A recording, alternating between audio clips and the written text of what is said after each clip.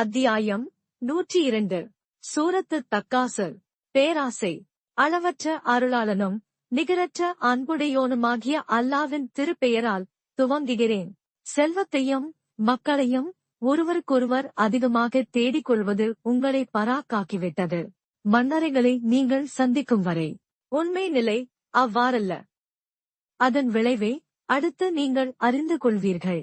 பின்னர் அவ்வாறல்ல. அதன் விளைவை அடுத்து நீங்கள் அறிந்து கொள்வீர்கள்.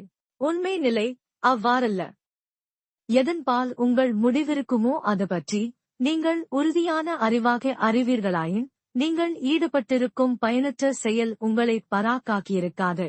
அல்லாவின் மீது சத்தியமாக மறுமையில் நிச்சயமாக நீங்கள் நரகத்தை வெகு தூரத்திலிருந்து பார்ப்பீர்கள். பின்னர் நீங்கள் அதை கண்ணுக்கெதிரில் வெகு அருகில் பார்ப்பீர்கள்.